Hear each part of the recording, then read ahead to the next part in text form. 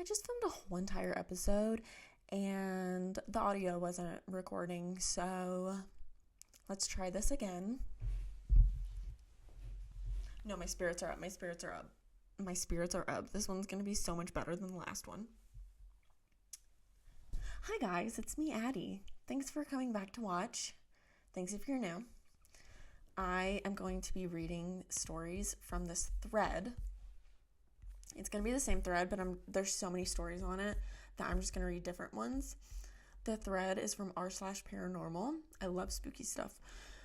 But it's called, anyone ever meet someone that radiated evil or you strongly felt wasn't human?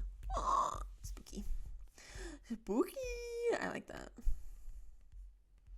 And I feel like all of us can probably relate somewhat to this thread because I feel like everyone's met someone that you're just like, wow, you're not real. Like there's something wrong with you. This guy says, yep, a guy my dad worked with. They were friends. I got a bad feeling from him right from the get. He was in his 50s maybe, a tubby, nerdy guy, but he was kind of boastful, overbearing personality. He was always making inappropriate comments when my dad wasn't around. I tried to tell him, but my dad is also kind of a dick and thought I was being dramatic.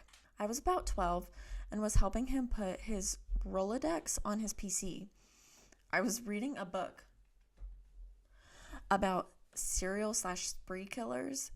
I had it in my hand when I got on the elevator to go down to the vending machine, and this creepy guy gets on with me. It's just the two of us, and he looks at my book and says, you know, guys like that, you can't tell.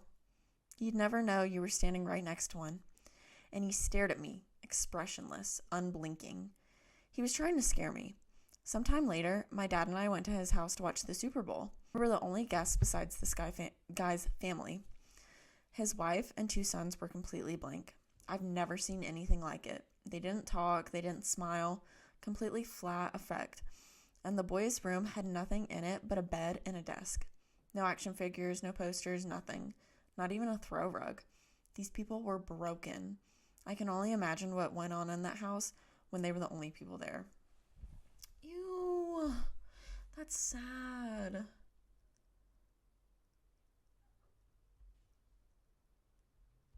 Ew. Me and my friends were in a bar in Germany. It was quite a casual place, but they had the football playing. That's so cute. It was quite a casual place, but they had the football playing and served food, so tired of looking for somewhere to eat, we settled on here. They served the biggest portion of schnitzel and pommes frites I've ever had. Sorry if I read that wrong. And beer was cheap. So in the end, it was a good choice. Throughout the meal, all 3 of us had independently noticed a guy sitting in the corner of the place drinking red wine, but there was something off about him. And something incredibly unsettling about his presence. I don't even know how to describe it, but the way he drank his red wine was like he was drinking blood. The wine he was drinking didn't seem right either. It was too thick and the wrong color. He was a relatively normal-looking man in his 60s, and appearance-wise, there was nothing overtly wrong about him. But it was like an alarm was going off in my subconscious telling me something was wrong. One of us discreetly mentioned to look over at him, and we all agreed something didn't feel right about him and had all felt the same thing but didn't want to mention it. We all felt incredibly uneasy and we were all subdued until he left, and it felt like a weight had been removed from our neck. In retrospect, he was probably just a normal bloke enjoying a glass of wine, but almost a decade later, whenever that experience comes up in conversation, we are still of the opinion there was something extremely sinister about him, and refer to him as the German vampire. Never felt that way about someone before or since. Once, I was really young, and it would have been mid to late 90s. I was in a supermarket in the UK with my parents.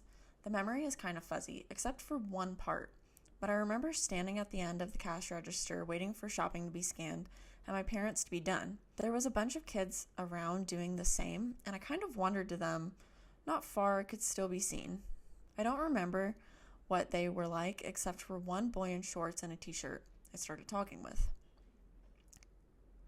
I remember getting a feeling of being watched, looked up, and this I remember clearly. A man was standing there just staring at me and the boy. His eyes were so cold. He looked skinny and kind of dirty, longish, unwashed hair. As soon as he saw me look, he smiled and waved, but it didn't reach his eyes. I just remember feeling absolutely terrified of him. Something about those eyes just looked dead. Just gives me chills. I didn't understand at that age. Next part is fuzzy in my memory, but the next thing I remember, I'm with both my parents walking to the car. It was parked across the road near some of the other shops, and I was holding one of their hands. I remember my mom saying, "He's still looking at her," to my dad. The man was just standing outside of the supermarket doors. I don't think he even had any shopping. He was just standing and staring. Never forgot his face. If all the other details are a bit fuzzy, it was creepy looking back. Ooh! Heck no. Heck no. Kids know. Even if they don't know, they know. They have that sense. Just the other day, actually. Not a dramatic story, nor supernatural. Just someone who gave me a vibe of being dangerous and very bad. I was at the airport and saw a guy, tall and beefy, bearded, about 40.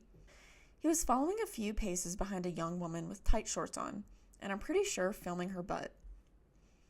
He looked up occasionally and looked around, and when he did, I tried to catch his eye with a dirty look like, "I see what you're doing." But he did not give a shit at all. Like he assessed me in a millisecond, knew I was no threat, and did not give a remote fuck. I considered letting the girl know, but then had to go board my plane. Turns out he was also boarding my plane, and so left her alone anyway. I was watching him as we waited to board/queued, parallel to each other. He was in business class and I was in the economy line. Anyway, every remotely attractive young woman who walked past, he would leer at like a predator. We are not talking about your usual man-appreciating woman vibe or even gawking. There was something seriously bad about that guy. Something about him scared me. And I would not be the least bit surprised if he was a rapist involved in trafficking or any kind of nasty crimes. Just a feeling, but last time I got that itchy/angry feeling about someone, the guy, family friend, turned out to be a PDF file.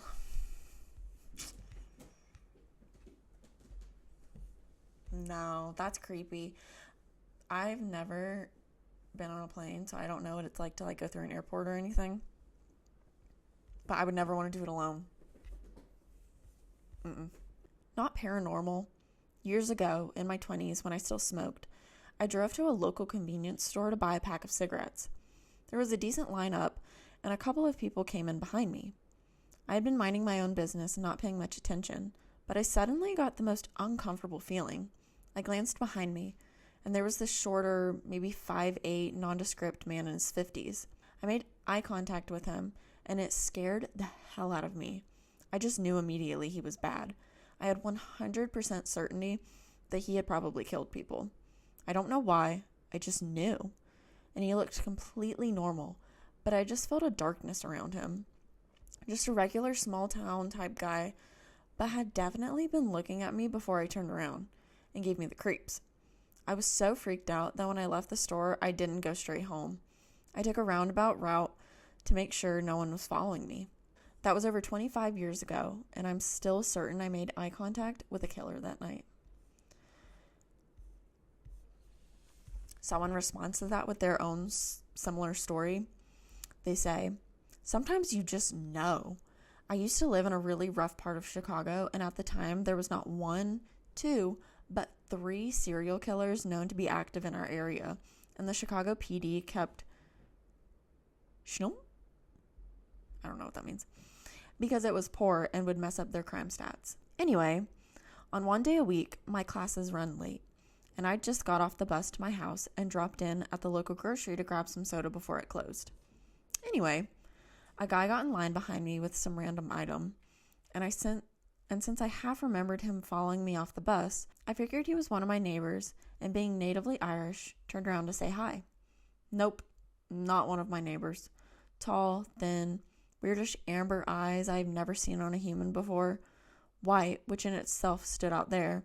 White hair, maybe 50s, had a harmless sounding Midwestern accent. There was just something not right. And he just looked at me, not even in the same way creeps do when they're perving.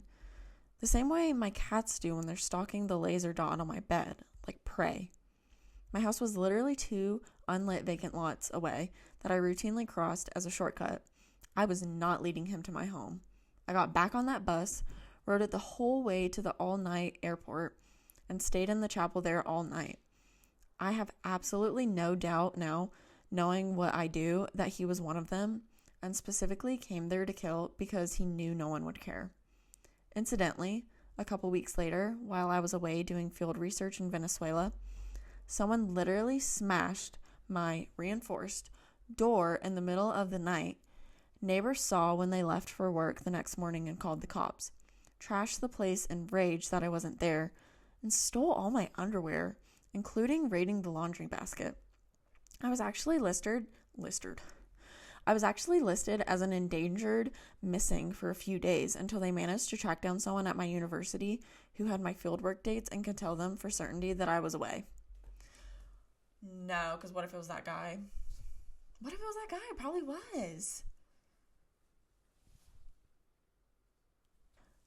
Y'all, be careful. Watch your back. Watch your back. This lady was watching her back, and I think that is why she is alive to this day. And the stars aligned for her to not be home when that happened. That is horrifying. I didn't meet him or it, but I felt his stare. I was 14 years old, waiting in line at Orange Julius at the mall food court. This was Lethbridge, Alberta, 1998. My friend and I turned around at the same time. I don't recall why, and our gazes met his. Guy looked like he used to be very handsome before he got second-degree burns on his face. He was tanned with strong features and black hair, well-styled. He was wearing a beige collared shirt. It was like crossing paths with my mortal enemy from a past life, or many past lives. The level of hate I felt he had for me was fucking biblical. My friend commented how freaky he was and turned away. We got our smoothies and dipped instead of sitting in the food court. I walked past his table, made sure to pretend he wasn't there, that I didn't notice him or care, but I did and still do. Lethbridge is a hotbed for cults, Satanism of the cruelest denomination, cattle mutilations, haunted coal mines, and used to be known as the dead place, or dying place by the Blackfoot people, because the whiskey traders and settlers purposefully gave them poisoned whiskey. There was also a massacre there before. Now it's called Methbridge. Don't ever stop there. Just keep on driving. I don't think that man was human. When I was reading that, I literally got deja vu for some reason. That was freaky. And it also makes me wonder how often, because it makes me, people talk about soul families from like your past lives, and like the people you're like connected to are somehow like will be in every life after that. Are your mortal enemies also in every life after that? And how many times have you met them? And what have they done to you? Something to think about. This is one of those stories that sounds to everyone like crazy nonsense, but here it goes. I was in a Home Depot many years ago. I was there with a couple family members just grabbing some tools and stuff. At one point, I went off on my own to find something in the plumbing department. The store was not super busy, but there were others in most aisles. While I was rummaging through the shelves, I noticed through the open spaces to the other aisle an orange-vested employee walking. I couldn't see much other than the vest, but I felt an intense sense of danger and negative energy coming from this person. Mind you, I have never had any feelings like this ever before or after this experience, and do not consider myself a medium or sensitive to energy. This feeling caused me to stop what I was doing and follow his path with my eyes. He reached the end of the other aisle and turned. He rounded the corner and began down my aisle towards me. He was an older man in his 60s, gray hair, but physically stocky with weathered, grimy hands.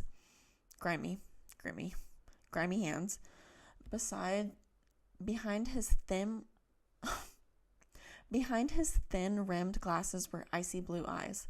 As he approached, he was clearly returning a product to a shelf and showed no interest in me.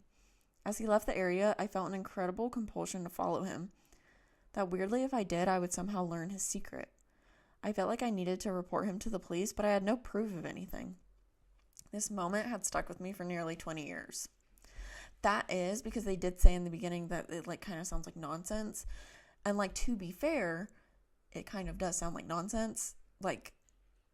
I believe you did get that feeling, but it's so weird to me. Why? You've never had that feeling before. You've never had it after. So that for me adds validity to what you were feeling. But why?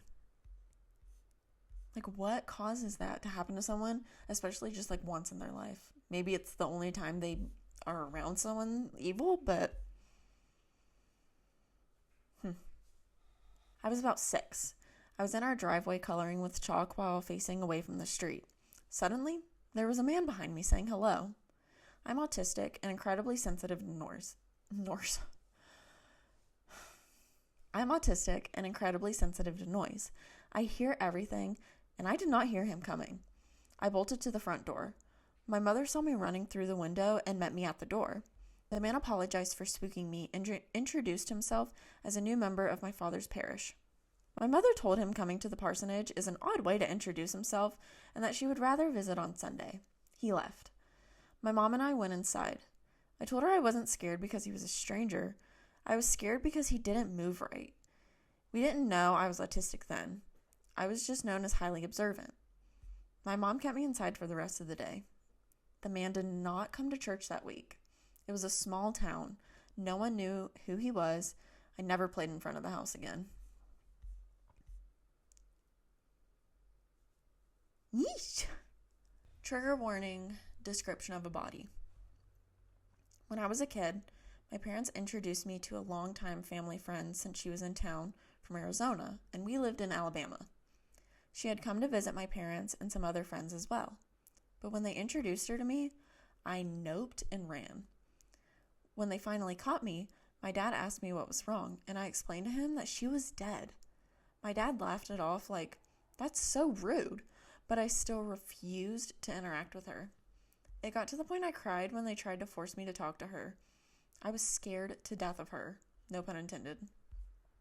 Anyway, shortly after she went back home, maybe a week or so later, my mom and dad got a call from her husband freaking out because he found her dead in her kitchen, looking like she'd been decomposing for weeks. I'm talking to the point that her skeleton was exposed and there was a massive stain on the floor. Clothes rotted, maggots, etc. All she did was get out of bed before him and go make coffee. But the smell is what got him up and looking for her. My parents broke the news to me after they found out, and my response was, I told you. So now, that's a creepy story that gets shared every Halloween since I was 7. Good times. What happened?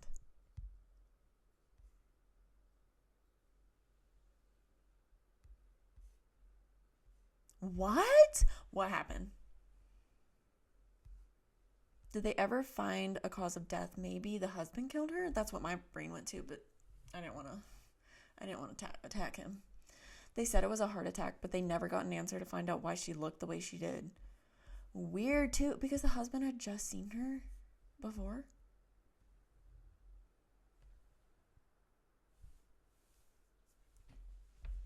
That's none of my business. That's creepy. That's so creepy. Okay, I think this is the last one I'm going to read. This person says, my mother. It's not that she's evil or not a real person, but she has a dark aura about her. She's morbidly obese and is severely depressed. It's like the air is heavy around her. She used to practice magic when I was a kid, and although she says she doesn't anymore, I don't actually believe her. The house was always haunted growing up, and this was before I knew what she was doing.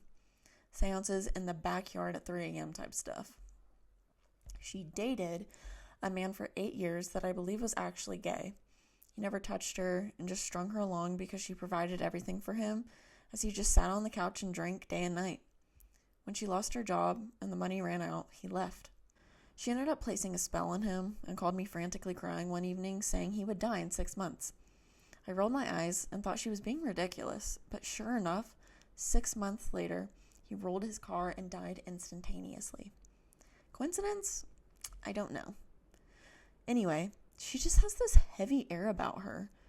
Lives in filth, obese, depressed, and actually loves it. Whenever I'm around her for too long, that same spirit of depression takes hold of me, and I leave her house crying, or just can't be in her home for a long time at all. Again, I don't believe she's evil per se, but there's definitely a strong entity attached and feeding off of her, and you can absolutely feel it when around her. I've also seen it a few times. I have so many stories, but that's the gist of it all.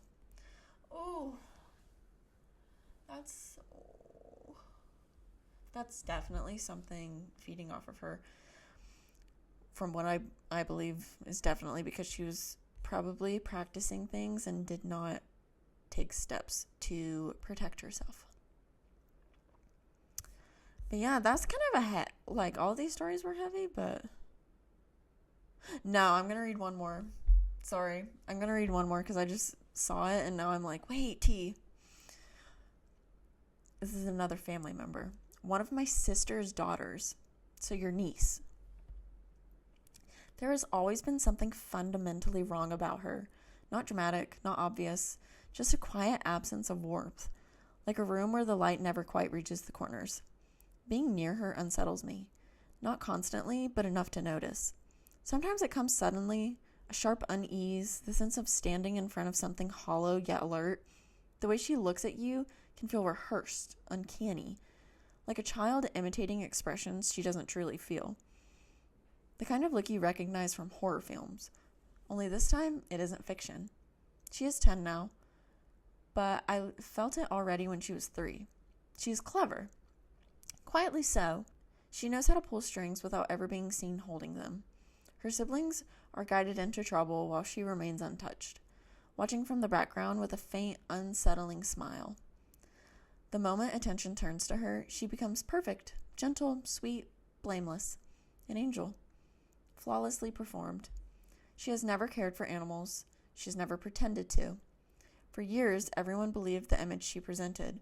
Only recently have my parents begun to sense the dissonance, the gap between what she appears to be and what she is. She's not possessed or from another world, not human. I don't think something lives inside of her. Whatever it is, it belongs to her entirely. And that, more than anything else, is what disturbs me. That was like beautifully written too, but that was creepy. That's the one we're ending on. Ooh, when was that commented? That was commented a day ago. Oh, I want to know. I want to know what happens years from now with that story, because is she like? Sometimes I do think people are like psychopaths. I'm saying this like I have come up with the idea, but I think people are psychopaths because their brain's just not wired right, and maybe something misfired and she's like a psychopath or something. Anyways, that's all the stories I'm going to read for y'all. I'm going to talk a little bit at the end of this video because I feel like I need advice, and if anyone wants to give me advice, thank you. Okay, so I have recently started running on a treadmill that we got. And I'm following this TikTok. This girl on TikTok because I'm seriously starting from scratch when it comes to running. I don't really do any cardio and never really have. Like since I was a very young girl. I was more into weightlifting, I guess, but even then I don't really lift heavy. But I want to like get some cardio in. I want my heart to be working right. I want my lungs to work right because my lung capacity is pretty weak. But I'm trying to build it up. And the first week, so you like gradually start running more and more, as you do when you're learning something. And so last week, I guess, was like my first full week doing it. So it's you walk 5 minutes, run for 30 seconds, walk for 2 minutes, repeat the 30 seconds and 2 minute intervals 5 times. Wow. That went fine. I did great. This week, I've moved on to, instead of 30 seconds, you run for a minute. And I didn't think it would be that much. I didn't think it would do that much to me. But literally, I feel like my form's right. I feel like I'm trying to breathe correctly, like the... But my throat gets so sore. It gets so unbelievably sore, and I don't know if that's something I'm just gonna have to work through and like another tolerance that I'm gonna have to build up. But like my throat gets really sore and my teeth start to hurt. What is that? Why are my teeth hurting? Specifically like the gum like in the middle of my two bottom teeth, in the middle, hurt. It literally hurt for like 30 minutes after, and now I feel like I can't stop coughing and like my throat feels super like ugh. But like I feel fine, I feel energized, I feel like decent. But I don't know, if you have any like running tips, please let me know, because I will take anything. I want to learn. That's me ingesting all of the information I want people to tell me about anything and everything. But yeah. Oh, also, we've been snowed in this weekend, and I did a little vlog. It's kind of boring, but I don't know. It's not that boring. I just don't know how to vlog. But I did a little snow vlog, and I'm going to post that, I think, Thursday. And I might post some vlogs here and there just because I love watching vlogs. And it's nice to have your little memories. So I think I'm going to do that. So stay tuned for that. And yeah. I guess that's all I had to say. Let me know what y'all thought down in the comments about these stories. Please tell me any stories of like people you've met that you feel were evil or not of this world. This is such an interesting topic to me. I might have to like save this and come back to it because there's so many stories on here. Like I said before, I literally filmed a whole video, didn't record right, the audio didn't record, just filmed this one, and there's still a whole bunch of stories under here. So I may come back to this one and read some more. But yeah, like always, leave a like, a comment, subscribe if you want, and yeah.